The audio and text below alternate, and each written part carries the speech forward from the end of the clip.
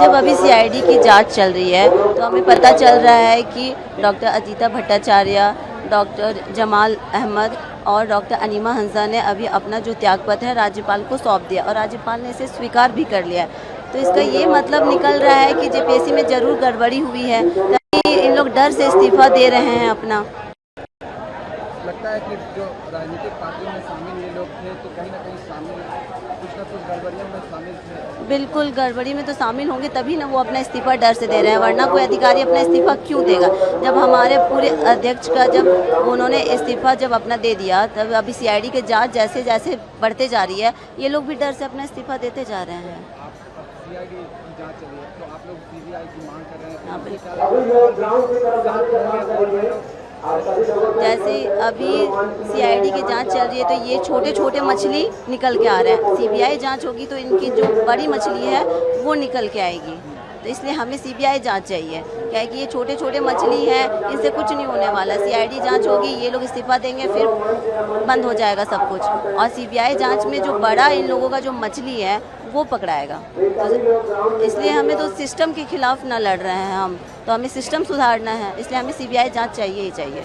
देखिए, जैसे आप देख रहे होंगे कि हम लोग लगातार ये 15वां दिन है हमारा प्रदर्शन का, और कुछ लोग अनशन में हैं, और आप देख रहे हो कि कैसे लोग अपना इस्तीफा दे रहे हैं। इस्तीफा दे देने मात्र से उनकी जो अकाउंटेबिलिटी है वो सुनिश्चित नहीं होगी, क्योंकि जिस कार्यकाल में उन्होंने जो गलतियां की हैं, तो कुछ बच्चे जो ईमानदार छात्र थे वो बाहर रह गए, उनके साथ तो गलत हुआ, उनके साथ जस्टिस नहीं हुआ। तो उनके कार्यकाल में जो भी गलत काम हुआ है उसकी निष्पक्ष जाँच होनी चाहिए और कड़ी से कड़ी कार्रवाई और कड़ी से कड़ी सजा मिलनी चाहिए, ताकि संवैधानिक पदों पर ऐसे ईमानदार लोग आए जिनकी छवि पहले से अच्छी हो, और अगर वो इस्तीफा देते हैं तो उनके कार्यकाल में जो भी गलतियां हुई है उसको उस समय कड़ी से कड़ी सजा मिले, ताकि भारत में, झारखंड में ही नहीं भारत में ये संदेश जाए कि इस तरह के पदों में अगर आपकी संलिप्तता पाई जाती है, जवाबदेहिता या पारदर्शिता की कमी होती है या भ्रष्टाचार में पाए जाते हैं, तो आपके साथ सख्त कार्रवाई की जाएगी और पूरा देश आपके विरोध खड़ा रहेगा। सिस्टम में पूरे तरह से जो इस्तीफे हुए हैं, इसके बाद क्या लगता है? देखिए, अभी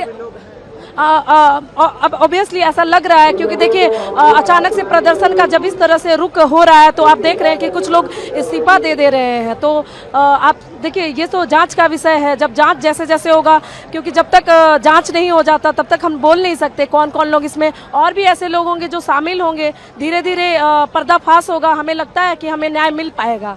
सर, हमारी जो रिफॉर्म से संबंधित मांगे थी वो केवल मांगी गई है। जो हमारा प्रमुख मांग है, जेएसएससी सीजीएल रद्द होना चाहिए, सीबीआई जांच होना चाहिए।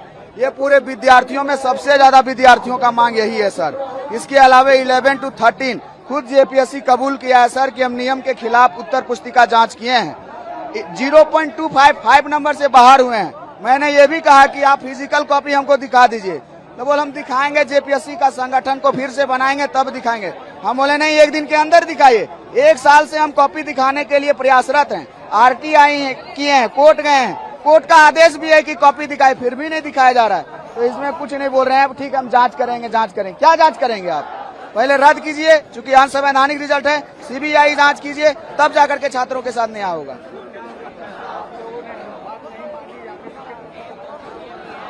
देखिए, कुछ बातों पर सहमति व्यक्त हुई है, मानी गई है, जो रिफॉर्म से संबंधित, जैसे कटअप जारी होगा, कैलेंडर फॉलो होगा, लेकिन केवल आश्वासन मिला है। एज रिलैक्सेशन को लेकर अभी मतभेद है, जो पेंडिंग एग्जामिनेशन उसको जल्दी बहाली करने का कोशिश की जाएगी। जेएसएससी सीजीएल में उनका कहना था रिटायर्ड जज की अध्यक्षता में हम कमेटी बना के जांच करवाएंगे, जो बिल्कुल भरोसा नहीं है। सीआईडी जांच करेगी, जो बिल्कुल भरोसा नहीं है। ईडी का बात उन्होंने किया सर, तो ईडी का हम स्वागत करते हैं, लेकिन केवल ईडी नहीं, सीबीआई के साथ ईडी उससे पहले रद्द होना चाहिए, उससे पहले रद्द होना चाहिए।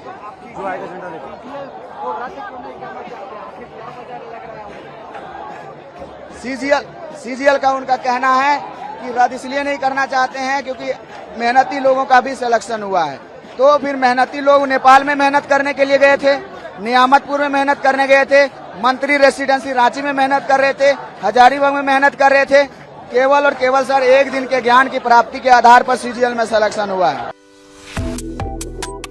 Subscribe to One India and never miss an update. Download the One India app now.